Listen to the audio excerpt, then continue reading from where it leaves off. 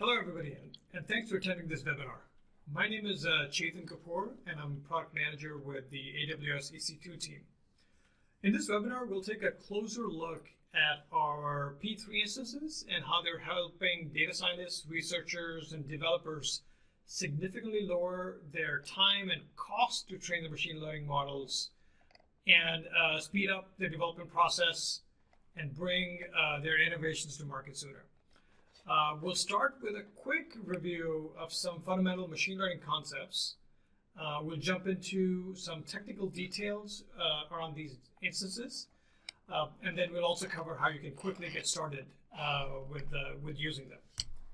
So at Amazon, we have a pretty broad mission at supporting machine learning for our customers. We see machine learning as fundamentally changing, how our customers are building their applications, what they're building, and even why they're building. Our mission is to put machine learning in the hands of every developer and every data scientist. And we ourselves have a long heritage of using machine learning, whether it's fulfillment automation and inventory management in our warehouses, or voice-driven interactions with Alexa, or our newest storefronts like Amazon Go. We have been doing this for many years, going back more than 20 years to our first recommendation engine that was available on our website. In order to deliver on a mission, we have built the broadest selections of tools for you, regardless of where you are in your ML journey. If you're a developer and just getting started with using machine learning, you can consider high-level application services such as recognition or poly or translate. These are series of pre-trained application services that are nothing more than an API call, and you can embed them into your application right away. At the platform service level, we have SageMaker, which allows you to completely remove yourself from the infrastructure and concentrate on developing, training, and deploying your machine learning models. At the very foundation, we provide the most robust set of low-level machine learning frameworks and interfaces available as packaged AMIs on top of really high-performant infrastructure such as the P3 instances, which in the background power most of the deep learning in the AWS cloud. So let's take a quick look at the P3 instances. So we launched these instances back in October of last year. They're one of the fastest and most powerful GPU instances in the cloud. They provide access to up to 8 of NVIDIA's Tesla V100 GPUs. And a single instance packs up to 1 petaflop of computational performance. This is 14 times higher than what we offered in the previous generation instance, P2 instances. P3 instances also provide access to 300 gigabytes per second of GPU-to-GPU communication via NVLink, which is a 9x improvement of the throughput you were able to achieve using P2 instances. The V100 GPUs have 16 gigabytes of HDR HBM memory with 900 gigabytes per second of peak GPU memory band. We have a wide selection of customers using P3 instances, ranging from Airbnb to Toyota to Western Digital and Salesforce. Let's take a quick look into the kind of performance and the kind of advantages some of these customers are seeing with using P3 instances. Airbnb uses machine learning across a whole spectrum of use cases. As an example, they use machine learning to optimize recommendations and improve dynamic price guidance for hosts. Both of these features are targeted to actually help improve the booking conversions.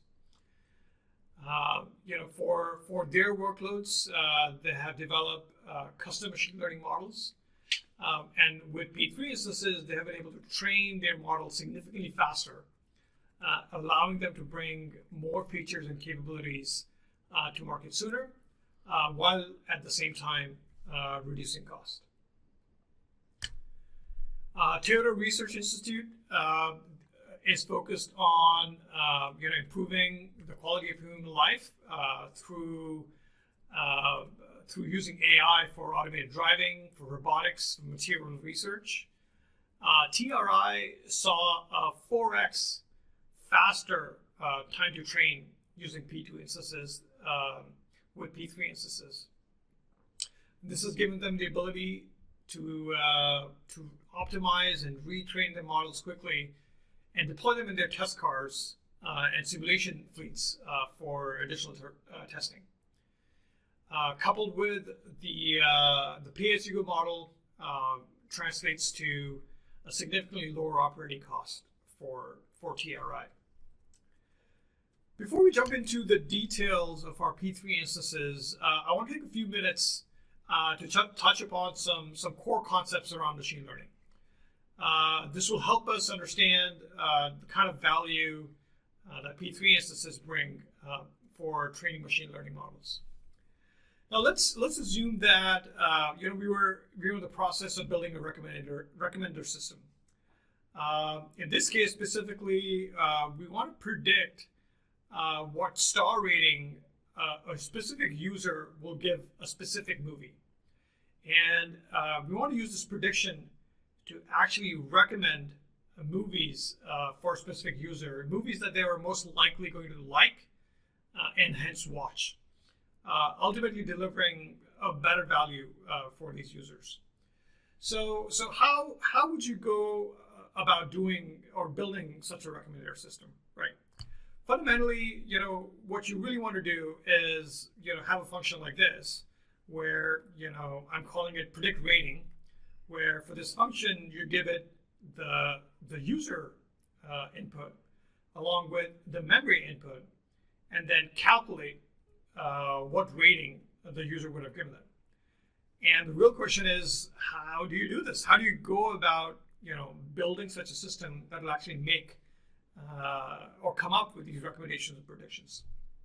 Well, the answer to this question is using machine learning.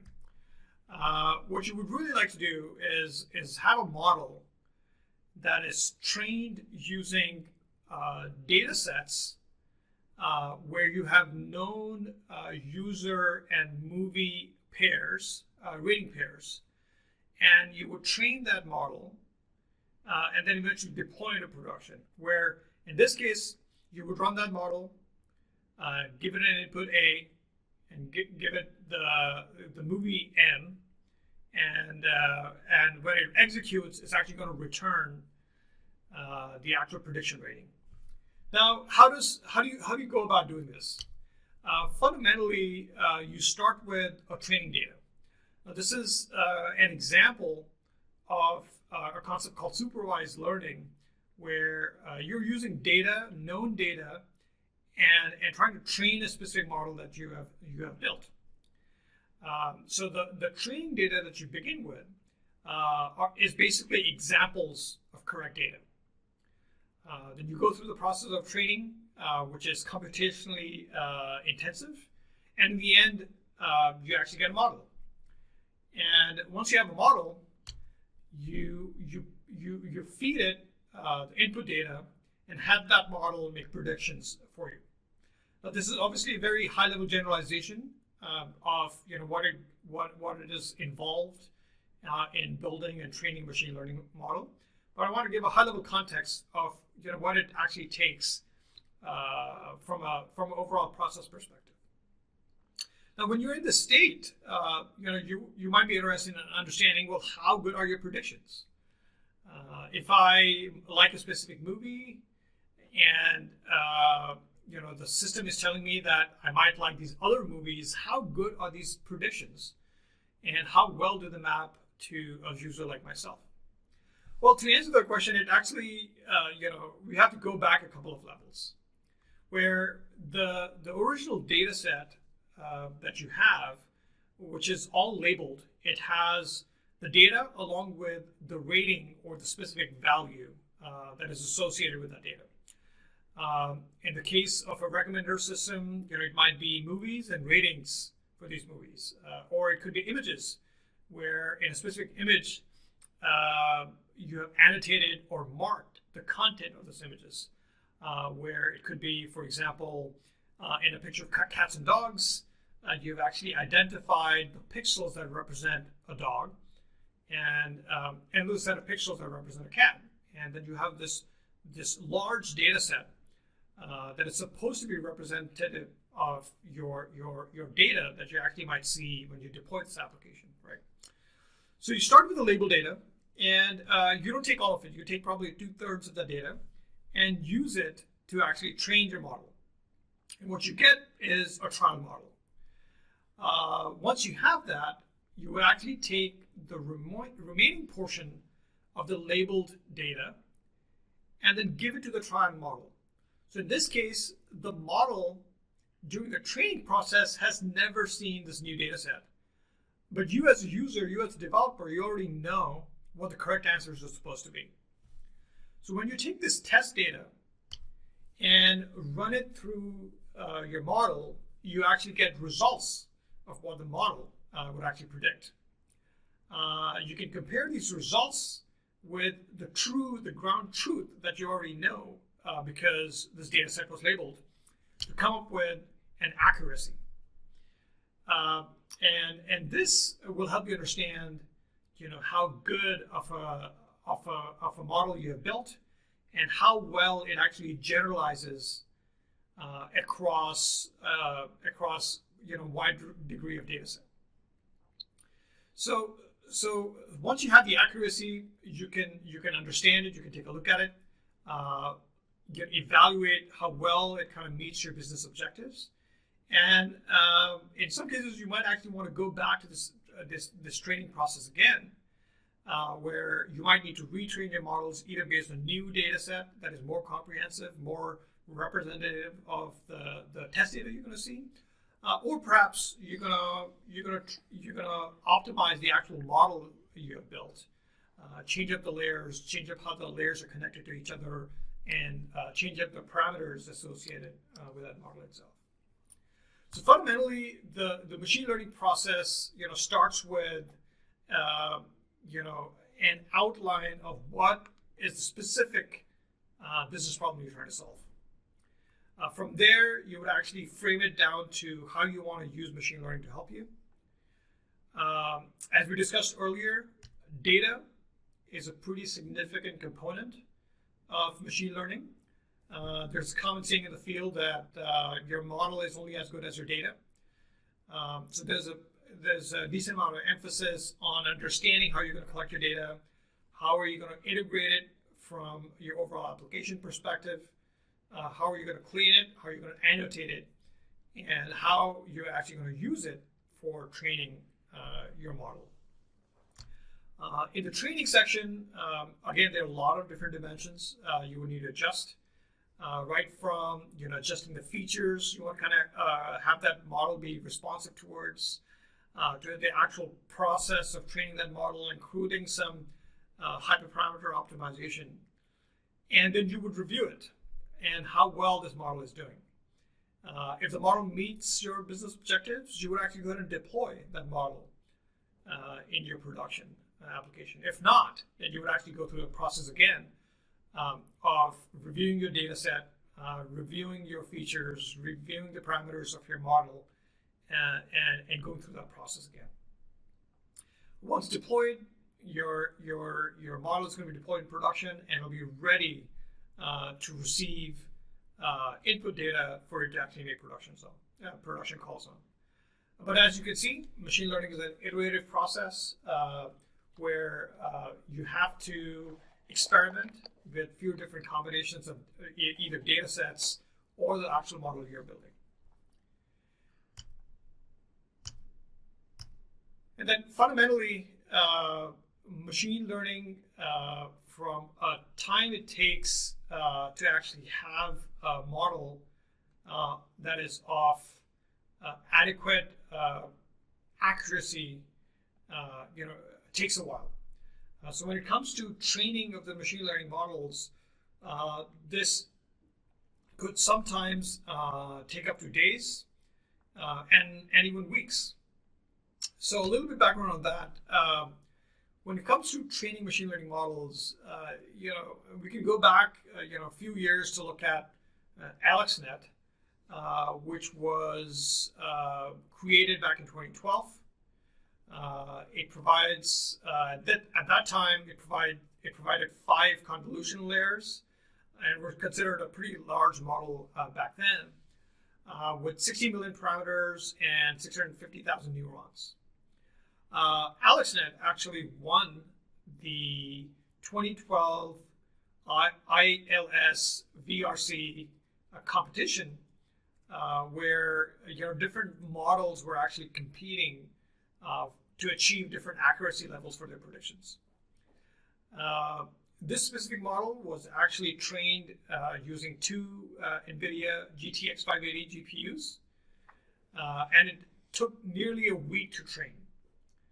Now the question is, like, why are GPUs a good choice when it comes to training machine learning models? So before we answer that question, let's just fundamentally take a step back and take a look at some key architectural differences between some core computational options. So CPUs, they have been around for a while. They offer tens to hundreds of processing cores. They come with predefined instruction set and also a data path width. They're optimized for general purpose computing. GPUs, on the other hand, have thousands of processing cores. Some of the latest GPUs have north of 5,000 processing cores in a single GPU. But similar to CPU, they actually come with a fixed instruction set and a data path width. But just by the nature of them having thousands of processing cores, they're highly effective at parallel execution. And lastly, you have FPGAs. FPGAs provide access to millions of programmable digital logic cells. By default, they don't come with predefined instruction sets or data path width. But they do provide a fabric to create really optimized pipelines of executions that are hardware timed. So taking a closer look at GPUs, specifically for machine learning training, if you look under the covers, the training process for models fundamentally maps down to a whole bunch of matrix multiplications. This, coupled with the extremely high memory bandwidth that GPUs provide, make GPUs ideal for training. Now let's take a small example to contextualize this. So let's imagine if I wanted to multiply matrix A with matrix B to actually calculate the resultant matrix C. So in this case, to calculate the element C11, I would need to go ahead and calculate a dot product between A11 with B11, add it to the dot product of A12 to B21, add that to actually the dot product of A13 to B31. And then I would actually get my my C11 element, right? Now, if you have to do that, over and over again, a lot of these operations can really stack up. With GPUs, all of these multiply and accumulate operations can be parallelized across thousands of processing cores and can be run independently of each other for the most part. And these thousands of cores are available in a typical GPU. Now, for this simple example, where I'm just multiplying a 3x3 matrix to another 3x3 matrix, if I ran this on a GPU versus a CPU, I probably wouldn't see a whole lot of performance advantage when I go from a CPU to a GPU. This is merely because GPUs are a part of the system where they're used as an accelerator that is connected to the CPU. So the data that you need to multiply actually needs to move over PCI Express into the GPU for it to actually do the computation. Now, however, if you scale this out to, for example, 256 by 256 matrix, or more inclusively 1000 by 1000 matrix multiplied by another 1K by 1K matrix, you can imagine the benefits of using GPUs where you're parallelizing those thousands of operations and running them concurrently, and the kind of speed up you would actually get. Now, another important data point that we have to consider when it comes to GPUs is the actual numeric precision of the data that is actually stored in this matrix. For machine learning, right now, FP32 or single precision is pretty common, where you're using 32 bits, floating point 32 bits to kind of represent the number. In some HPC applications where numeric precision is of ultimate importance, they would actually use a double precision, 64 bits to kind of represent the number. And then lastly, you could use 16-bit floating point to kind of represent those numbers. And this has really found a compelling use case in the machine learning use case, which we'll dive deeper in the next slide. Now, if you look at the new V100 GPUs from NVIDIA, they feature a new set of cores called Tensor cores. These are in addition to over 5,000 CUDA cores that are available in a single GPU. And collectively, this GPU offers 125 teraflops of mixed precision floating point performance per GPU. Now, each Tensor core, as you can see in this image, is actually a separate designed by itself, and provides a 4x4 matrix processing array, which is designed for multiply and accumulate operations, similar to what I described in my previous slide, where the resultant D is a combination of A multiplied by B, which is accumulated with another C, which could be 16-bit or floating point. So as you can see, there's a mix and match of the precision used or precision supported by Tensor cores. Hence the term of mixed precision, where it's the multiply is happening in using 16-bit data set, while the accumulator operation actually feeds into 32 bits. Now, these Tensor cores provide a pretty significant step up in performance. So looking at the charts at the bottom, these charts are comparing the performance difference between the V100 GPU versus the previous generation P100 GPU. Now, if you limit, for example, your operands to use single precision, and for example, let's take the case of the matrix array being 1024 by 1024, you would see a 1.8x performance improvement when going from a P100 to a V100. But on the other hand, if you switch over to using the Tensor cores in the V100 GPUs, you would see an over 9x performance improvement when switching from a P100 GPU to a V100 GPU from NVIDIA.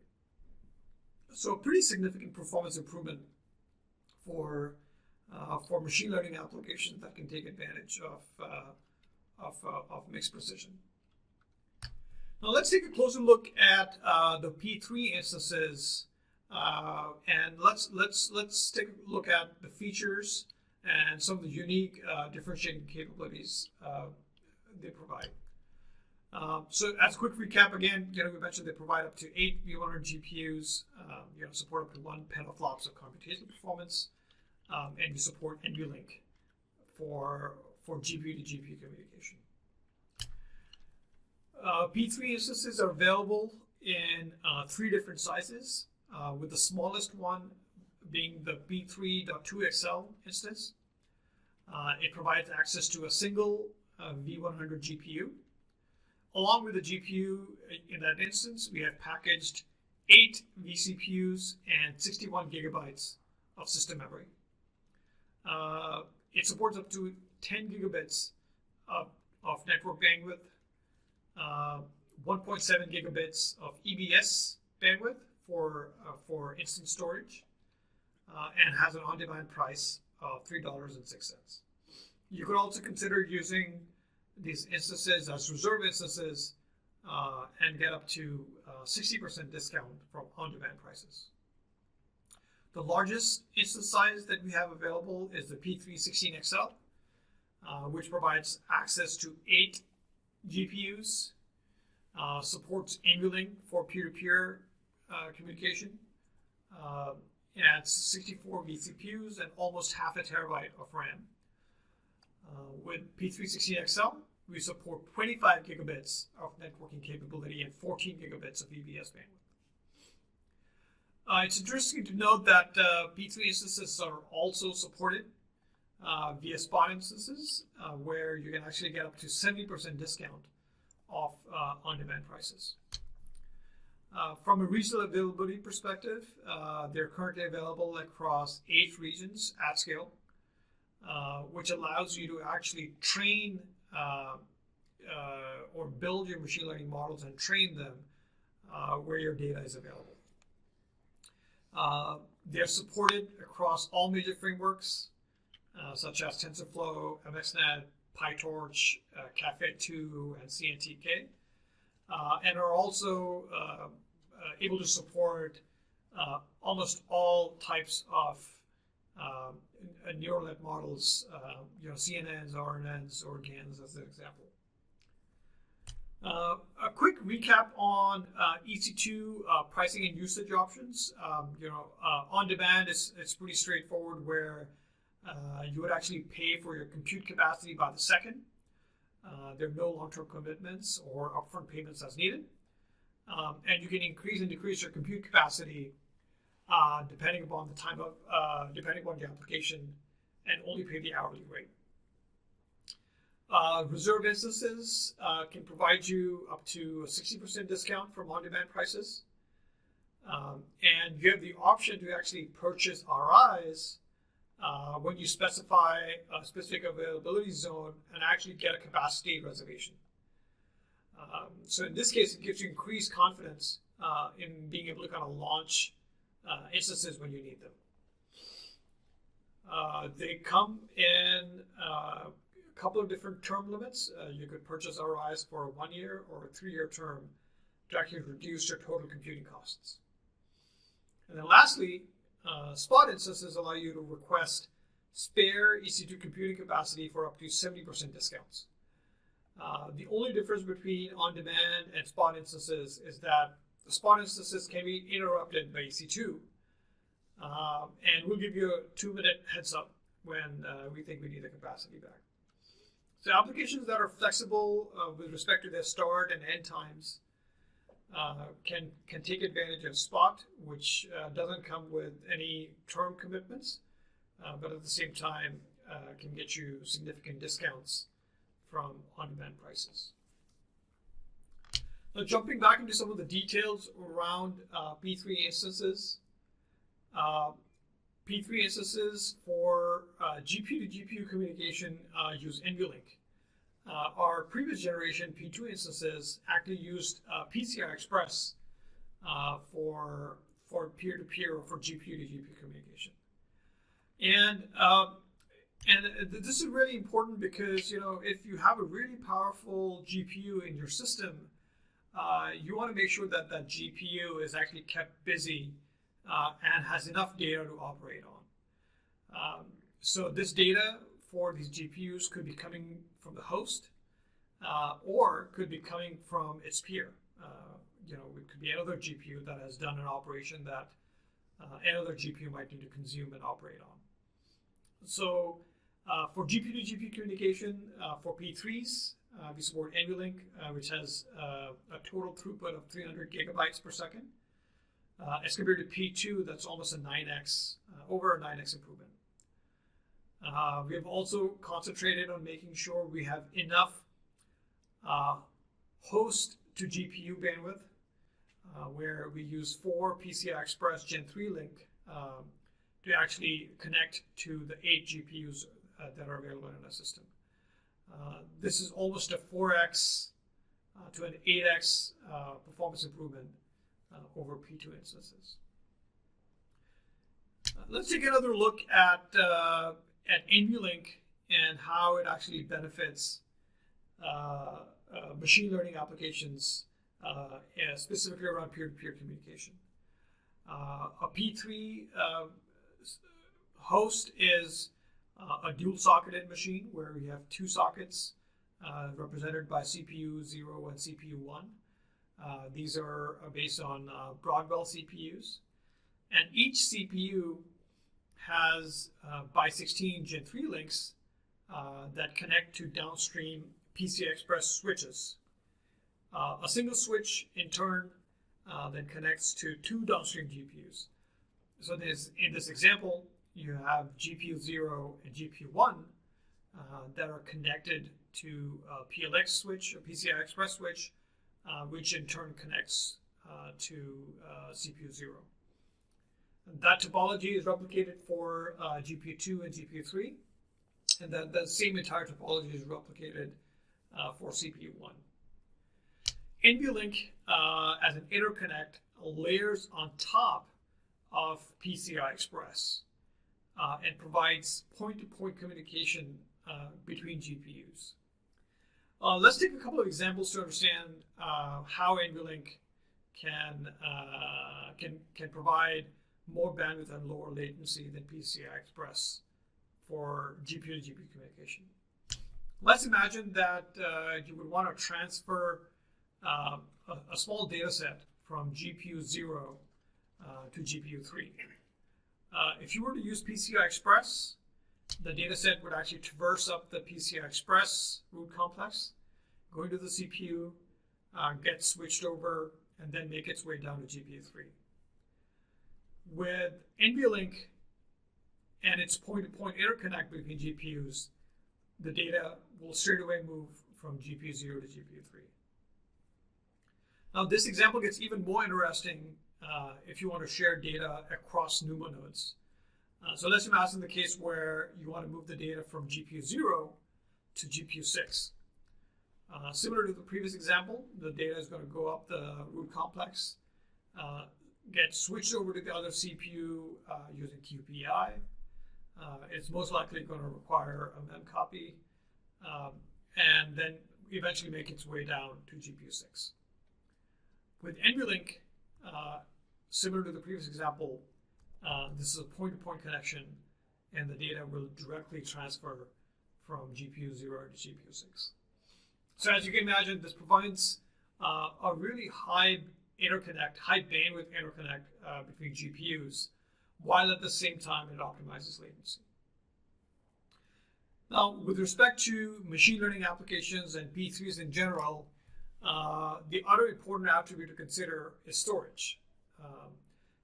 As I described previously, we have optimized the performance of a single P3 node with respect to how much bandwidth we provide from the host CPUs to a GPU, and also the interconnect between GPUs.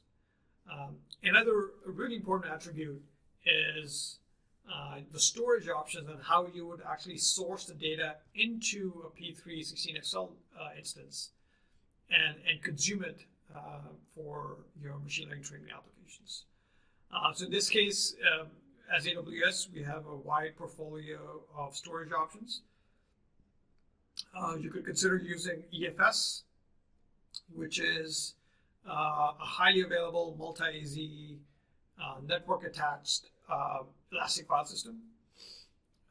It provides storage in a traditional NFS format, and it's ideal for read often and temporary working storage.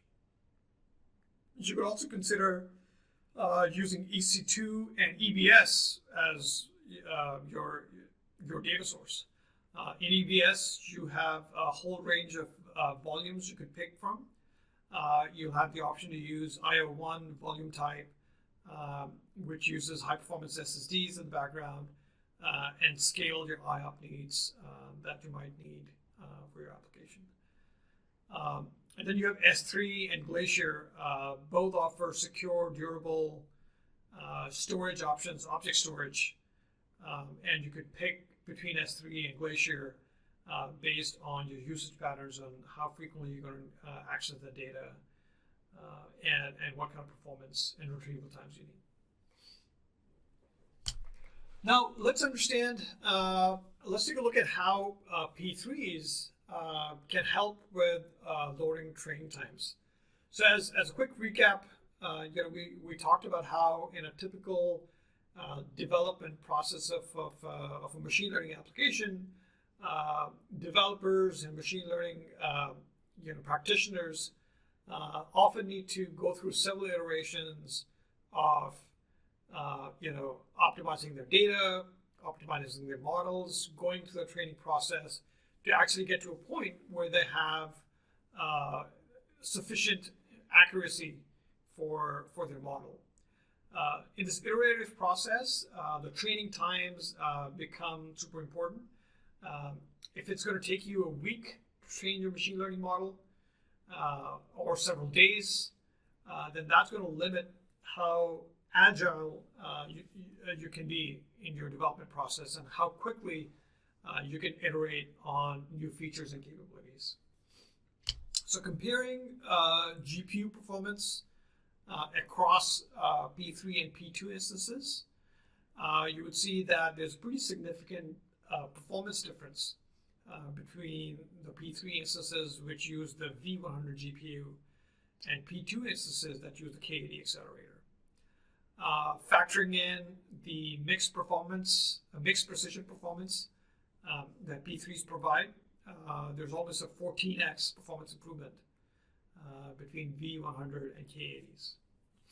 If you consider just sheer computational performance for single precision, that is FP32, there's a 1.7x.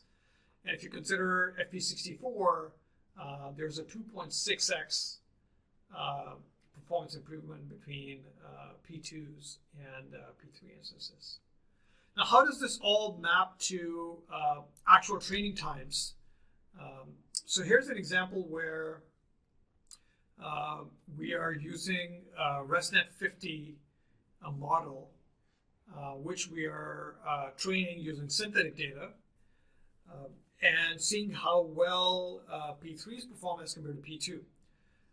So starting with the columns, a set of columns on the right, where I'm comparing 8 accelerators in P2 versus 8 accelerators in a P3 instance, you would see that there's almost an 8x performance improvement in terms of how many images per second you can process for training your machine learning model, right?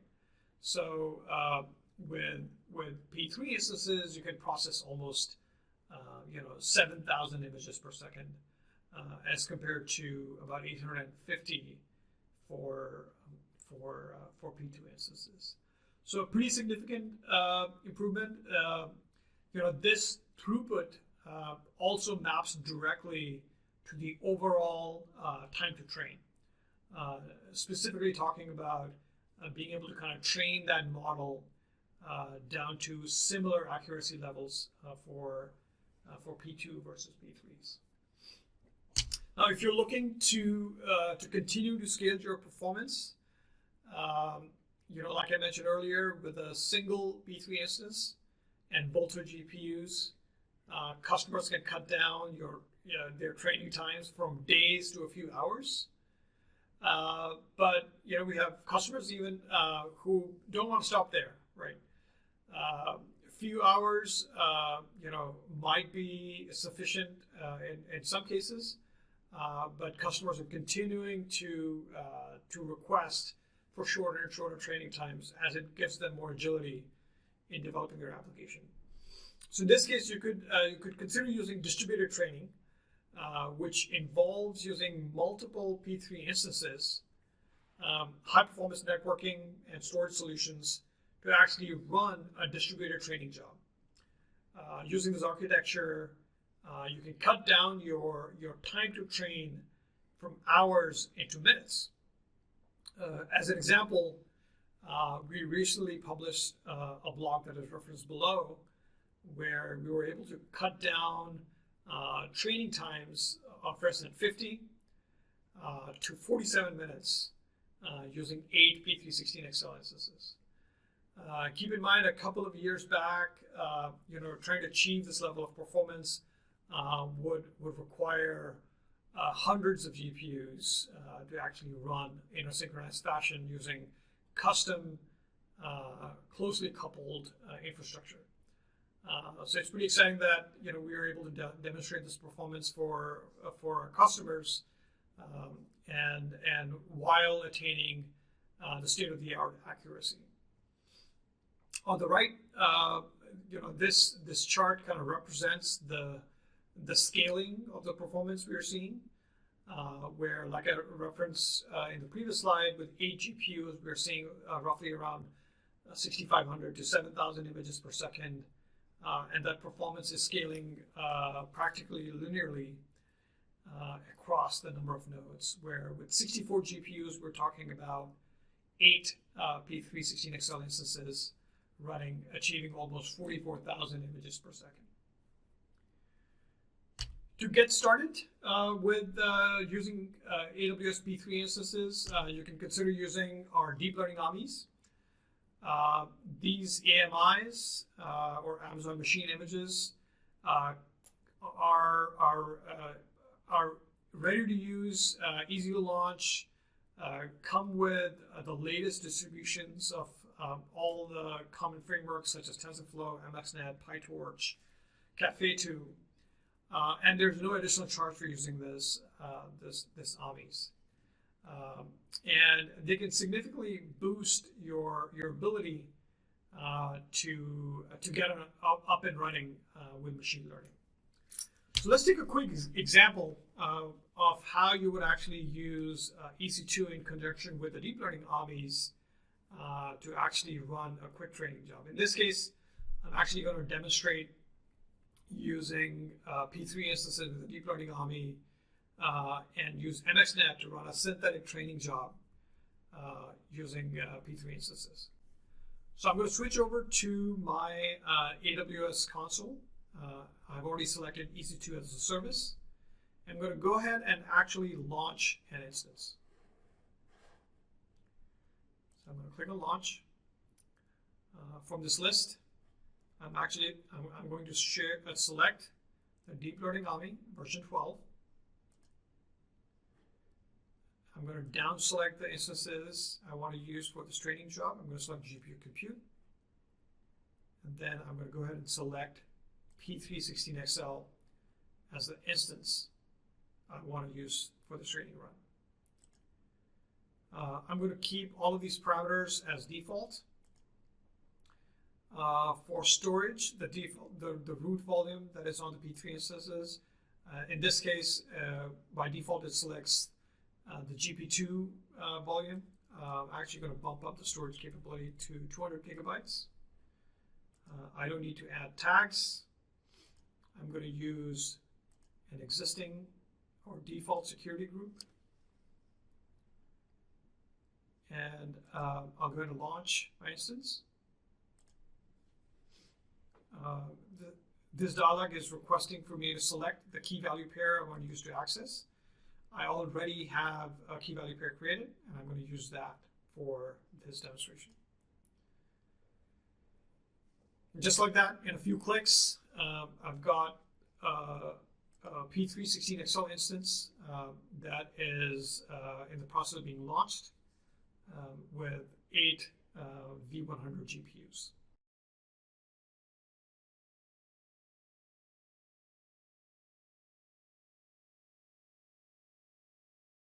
So now my instance is running. It has gotten a public DNS. If you click on the connect button, it will give you instructions on how to actually connect using, you can use standalone SSH client, or you can actually directly from the browser SSH into your P3 instance. In this case, I'm going to use a separate client to actually run. I'm going to specify the instance I want to connect to. I'll make sure my credentials are assigned.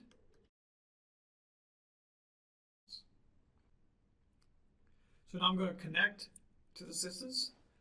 Since this is the first time I'm connecting, it's trying to confirm that I would like to connect to this instance. I would go ahead and say yes. And just like that, I have SSH into this machine. The Deep Learning AMI comes with a Conda environment where you can actually activate different environments. So in this case, I will go ahead and activate the MXNet environment.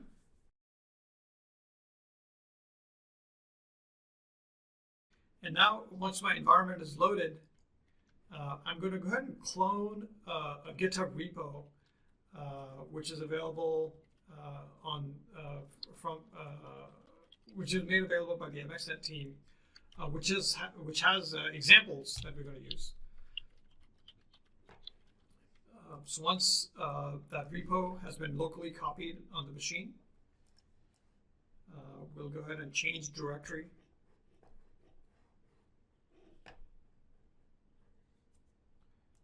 to that location. I'm going to set a specific parameter that's going to help us optimize the performance of the GPU, and then I'm going to run the script.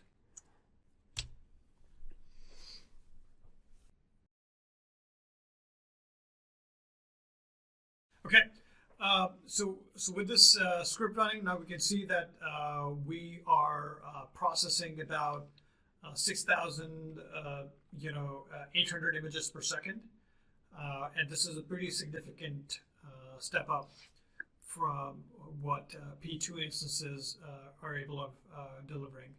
If you recall, P2 instances can process up to 850 images per second, while P3 instances are processing about 6,800 images per second.